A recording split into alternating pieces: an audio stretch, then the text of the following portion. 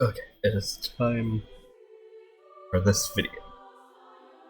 Now that I have made in the past a video about my predictions for the new seasons of Top Drama, and now that they've been out and had time to marinate, it's time that I follow up that video with how I feel about the season, and the best way to do it, why not by ranking the cast on a tier list. I went the extra mile to make my own custom thing, because I'm dumb like that. Also, sorry if my mic sounds different or anything, I had to change stuff up for a bit. Although you probably don't care. If you're only here for my Total Drama videos, then you probably heard my mic until now. But anyway, here we go. As you can see, I have 5, I can count 5 different tiers, which I'm going to be kind of, this is just my standard for tier lists. Obviously, we have S rank, the best, and A rank being the good characters that have good stories, B rank being the fun characters or the characters with the most potential for continuing. C as my no strong opinions, or they were just okay. Normally there would also be a D rank, which are just characters where I don't like, but I don't like them to the point where I say that I actively hate them. Which there was, since this is about the Total Drama Island 2023 cast, there, spoilers, nobody really fell into that category, so I didn't bother even. Please, last tier, F. I think you all know who that's going to be. So let's start. I don't have really any plans or scripts because, you know, I'm a professional. I don't script my stuff ever, as a professional does. So we're just gonna start ranking random characters, and I'm just gonna... Nichelle. Alright, Nichelle. Yeah, she's kind of a victim of being gone too early this season. And for that, while I do feel she has a huge amount of potential, I'm gonna have to put her in C because she did not turn out anything like I was expecting, and that wasn't like a bad thing. But like, it was very obvious that she was a character that was not supposed to do anything in this season, but have an arc in the next season. But in this season, her short moment in it was necessary context to understanding her arc in the next season, so, okay, no strong opinions on her. I have to say, I will kind of miss out. I did kind of not... the advantages of having no scripts. I don't... I'm gonna miss that moment in the greater fandom when everybody thought her and Julia were going to be the two cunty gaslight gatekeep girl boss queens of the season. Kinda bummed that didn't happen, but I think she's going to really shine in season 2, so yeah, we'll see. Next character that I'm gonna pull up. Just gonna select a random one. Axel. You saw nothing! Axel!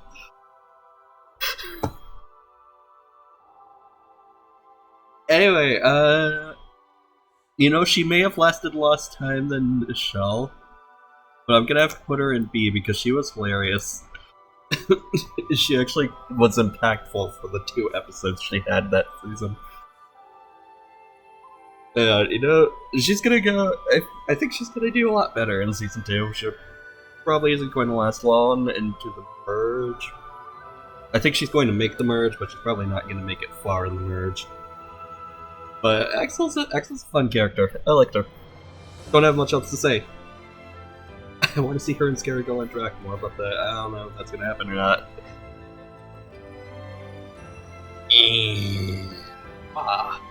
Should we... Oh, let's do a controversial one. Millie. A lot of people hate Millie. I don't see the hate. I think she's Eric. Millie honestly had a really good arc. I really enjoyed her character. She was kind of just kind of not vibing with me at first. With her whole, I'm better than the other people of my generation. But then she started to become friends with Priya, and it was a really genuine arc, and I liked it. Not the greatest character in Total Drama, but it's solid. And it probably could have gotten out earlier, but I think third place is a good fit for her. Maybe fourth place would have been better, but I think third place and it was ultimately the best decision, especially with the tension for Bowie revealing her little diary journal thing for the finale. We're talking about Millie, let's go with Priya. And it's gonna get better. Priya wasn't that fantastic of a character in the long run or the greater series. She was a pleasant surprise. She was actually one of the most enjoyable characters of the season. I think that everybody's really enjoyable to pick up. Everybody's pretty enjoyable to watch in this season, but Priya was the biggest surprise out of just how entertaining everyone was going to be. I wasn't expecting a whole lot from her, as you might have known if you watched my predictions video. I thought she was going to be fourth place or something. Not fourth place, the fourth boot. And she ended up being one of the winners. And she definitely worked hard enough to earn that spot in the finale. So I don't have any complaints. Solid character. Her whole moments with Millie was fun. I think her rivalry with Bowie and Julia at the end there was also pretty fun. Not much else to say there.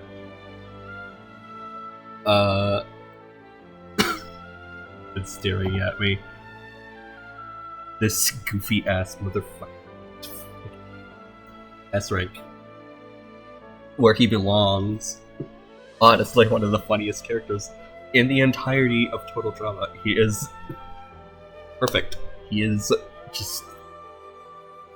If you've watched 16, if you know the character Jude, all of his best moments, that is the weakest Z could ever been in that season, and that really says a lot. Jude is definitely one of the better characters of 16. God. I kind of hope he wins Season 2, not gonna lie. I don't think he's going to win. Might make the merge again. Probably. Maybe not. I don't know. Z's the oddball wild card. He could go anywhere, and I can see it fitting perfectly for him.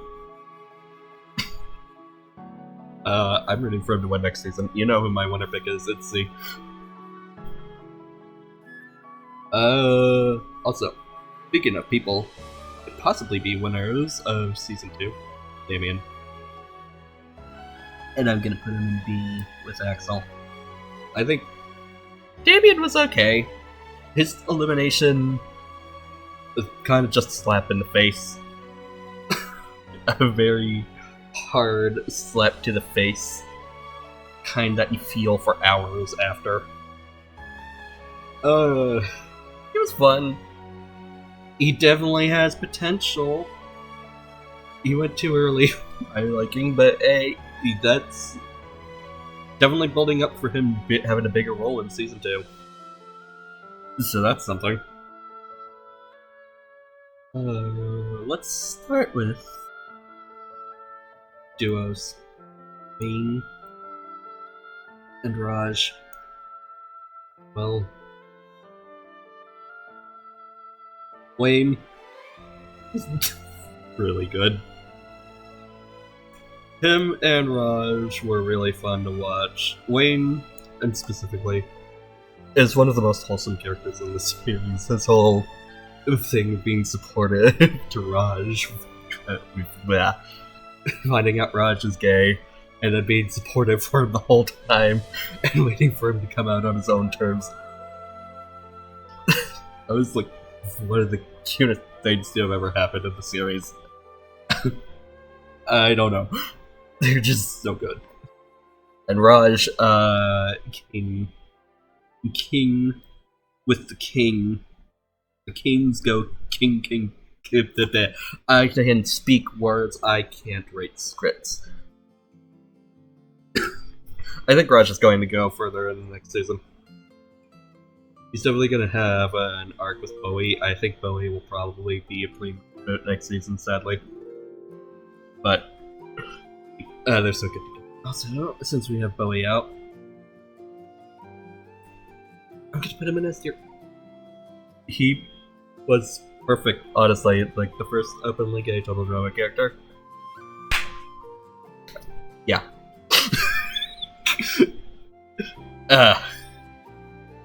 I loved every second he was on screen. He was one of the most entertaining characters to watch in the season. Like, hands down, one of the most entertaining total drama characters, period. I put him on S tier in general. I would not just within this context of this.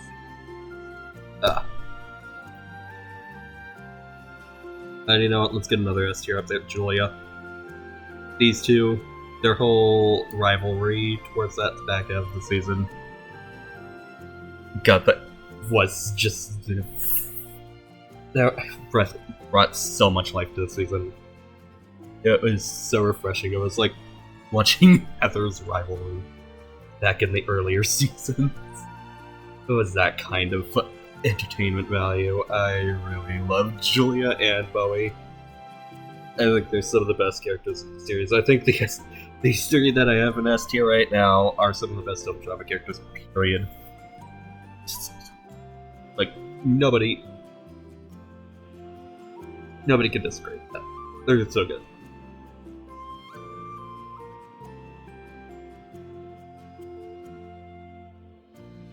Now then, before I make this next character, I just want a disclaimer. As you saw in the title, this is the definitive tier list. The ultimate one, the truth, the best definitive. My opinion is right, yours is wrong. I am the one making this tier list. This is fact. If you have any other opinions, you are clearly wrong. That is the disclaimer. Remember, F tier, worst character in the series. Worst fucking character ever. F for fart fetish. I'm sorry. I see there could be something with it. He could potentially have been a funny character. He could have had some moments. He could have been entertaining. But I can't get anything out of that because whenever he's on screen, it has to be covered up. Any sort of value that he could have brought to the show has to be covered up by his ass fucking exploding everywhere. Writer's poorly disguised fetish. I'm sorry. You can enjoy him. Power to you. But I cannot enjoy him because he is just a poorly disguised writer's fetish. And he sucks because of it. Caleb only said like 4 things in the entire season. Yeah, that's it.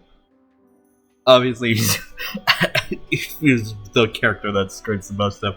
I'm going to have something to do in the next season, being the first boot. But like, it was like Justin in season 1 again. I like his design though. It's kind of throwing me off a bit at first, but you know what? I like it. It kind of works. Interesting shade of like salmon pink on his shirt. MK. Fun character, potential. MK is definitely gonna have a bigger role in season 2. I'd be shocked if she was gone like first, second boot, somewhere in that.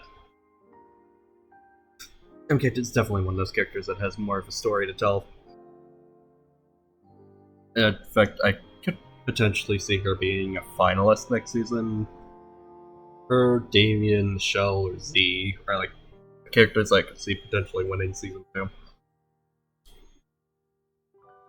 I think MK might even be the main villain of season 2. If not her, then Caleb. Probably. I hope Roger doesn't list. I'm sorry. He's awful. Well, you have great characters. I don't have icons for them, but Chef and Chris, I'd put them in A.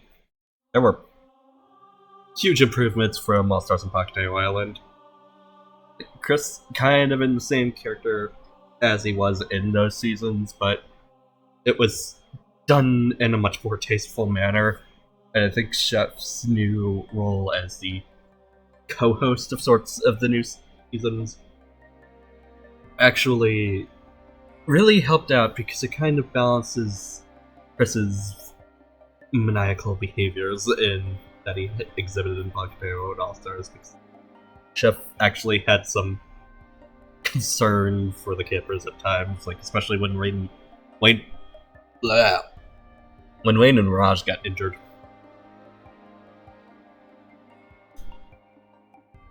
As for their voice actors, never watched Whole Dramarama, so it took a minute to get used to Chef's new voice, but he was okay.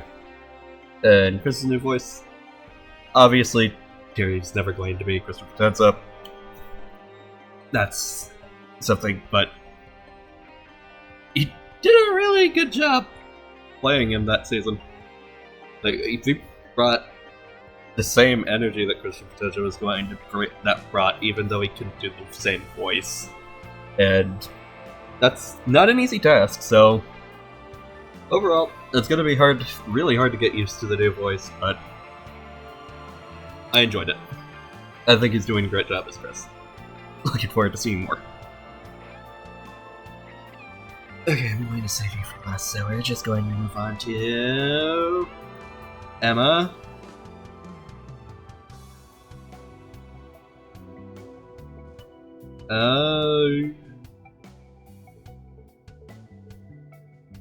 Yeah, I liked Emma. Emma was fun. Emma was a lot better than Emma kind of like...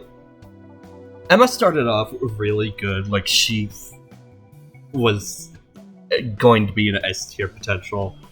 But then, second half of the season, she kind of fell back in love with Chase, and it brought her down a tier.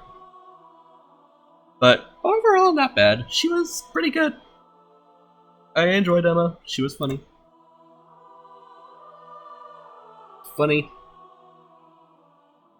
Actually, very relatable. I had a friendship that was kind of similar to what Bowie and Emma had at the start of the season. Like, I had flashbacks to high school. One of the good moments that actually happened at the time. So, yeah. I think Emma's fine. Chase, on the other hand, is... That's also fine. I think Chase gets way more hate than he actually deserves. He's a parody, obvious parody of certain, like, fake YouTubers and other things. And, you know, those people suck. And since Chase is a parody of those people, he also sucks. But he's a good parody of those people. Like, he's so hilariously accurate. He's dense, which was obviously the worst part about him. But he's honestly kind of an entertaining character. He's not that bad. If anything, I'd probably say he's like in between A and B. I think he could be much better if he was a bit less dense in the next season. But overall, he was okay. Chase does not get. Chase just gets way too much. He did some awful things like removing the brake from Emma's car, but also it's total drama. Fucking Jacques and Jose are some of the most popular characters from Redonkulous Race, and they have done way worse things that should have killed people in real life, like what Chase did. So I don't see why he's getting so much hate for something. It's just double standards. People don't like him because he's new. Which is strange because they're like pretty much everyone else that's new. Like, honestly, he's not bad. He's stupid, but he's not bad. The final character on this list.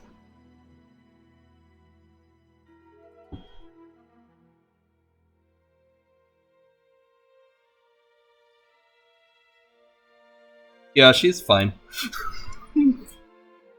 She's honestly really funny. I enjoyed the few episodes she was on. I would have rather Ripper went home instead of her. Humanly. But like, she's alright. She's entertaining. I liked her. I think she's way overhyped and overrated though. She's great. But she's not the best thing the series has to offer. It's kind of like Dawn and Cody again.